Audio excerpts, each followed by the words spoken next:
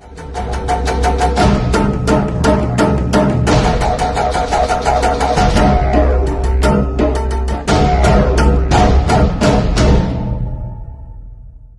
பிரச்சாரத்தை கட்டமைத்து வருகிறார்கள். 4ஆம் தேதி போராட்டம் நடத்துறதா சொல்லியிருக்கிறாங்க. அவர்கள் சொல்வது அத்தனையும் பொய். இந்த பிரச்சனை 100 வருஷத்துக்கு முன்னாடியே முடிஞ்சிருச்சு. கோயில் நிர்வாகத்துக்கு இந்த மலையில் என்ன உரிமை, தர்கா பள்ளிவாசல் நிர்வாகத்துக்கு என்ன உரிமை, அரசுக்கு என்ன உரிமை, எல்லாமே மிக தெளிவாக வரையறுக்கப்பட்டாங்க.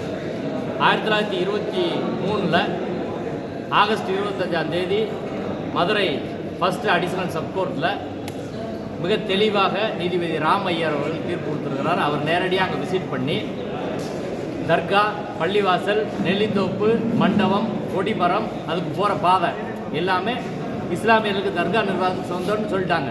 அதுக்கு பிறகு பிரிவு கவுன்சில் வரை போய் அது உறுதி செய்யப்பட்டுச்சு.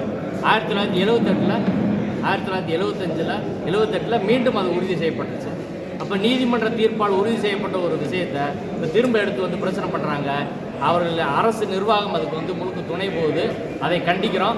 முற்போக்கான ஜனநாயக சக்திகள் எல்லாம் ஒருங்கிணைந்து நாளைய தினம் மாவட்ட ஆட்சியரை சந்தித்து இந்த தர்பார் நிர்வாகத்தை அங்கே லோக்கல் போலீஸ் மிரட்டுறாங்க. இதையெல்லாம் கண்டித்து இந்த சங் பரிவார் கூட்டத்தின் மீது உரிய நடவடிக்கை இருக்க வலியுறுத்தி நாளைக்கு மாவட்ட ஆட்சியரை சந்திக்கிறோம். ஆமாம், இப்போ இதுவரை இல்லாத ஒரு நடைமுறையாக அது இருக்குது. நாங்களே ஏராளமான ப்ரெஸ் மீட் இதே இடத்துல நடத்திருக்கிறோம். ஒரு ஹாலுக்குள்ளே மீட்டிங் நடத்துகிறக்கோ ப்ரெஸ் மீட் நடத்துகிறக்கோ எந்த அனுமதியும் தேவையில்லை. இப்போ புதுசாக மதுரையில் கொண்டு வராங்க. ஆர்எஸ்எஸ் பிஜேபிக்காரங்க என்ன செஞ்சாலும் தடுக்கிறது கிடையாது. நேற்று திருப்பரங்குன்றத்தில் துண்டறிக்கை வினியம் பண்ணுறாங்க, போலீஸ் தடுக்கலை. ஆனால் ஜனநாயக சக்தியில் ஒரு ப்ரெஸ் மீட் கொடுத்தா கூட போலீஸ் தடுக்கிறது என்ன வகையில் சரி?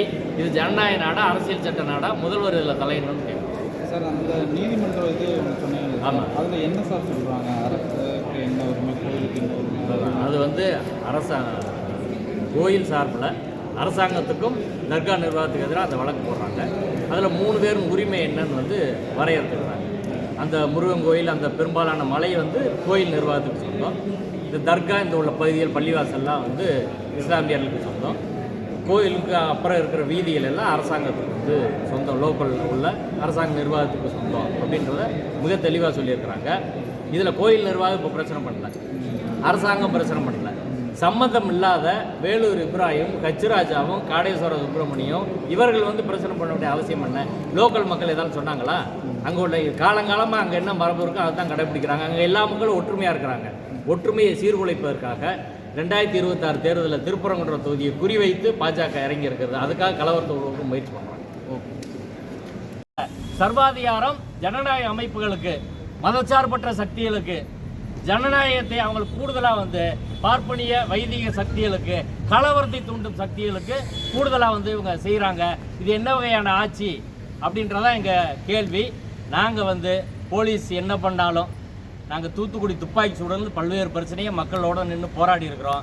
போலீஸ் எங்களை தடுத்தாலும் சரி நாங்கள் ப்ரெஸ் மீட் கொடுப்போம், அரெஸ்ட் பண்ணாலும் சரி ப்ரெஸ் மீட் கொடுப்போம், திரும்ப போராடுவோம். இன்றைக்கி தடுத்தா நாளைக்கு 10,000 பேரை திரட்டி மதுரை கலெக்டர் ஆஃபீஸை முற்றுகையிடுவோம், கமிஷனர் ஆஃபீஸை முற்றுகையிடுவோம். இதை எச்சரிக்கையாக மக்கள் சார்பில் தெரிவிக்கிறோம். போலீஸ்ன்றது அரசியல் சட்டப்படி நடக்கணும். ரூல் ஆஃப் லா தான் அங்கே. அவர் சொல்கிறார், இவர் சொல்கிறார், பிஜேபியிலேருந்து ஒருத்தர் சொல்லுவார். அதுக்கு சொல்கிற பிஜேபிக்கு வேலை செய்கிறதுக்கு போலீஸ் கிடையாது. எச்சரிக்கையாக நாங்கள் தமிழ்நாடு போலீஸுக்கு சொல்லிக்கிறோம்.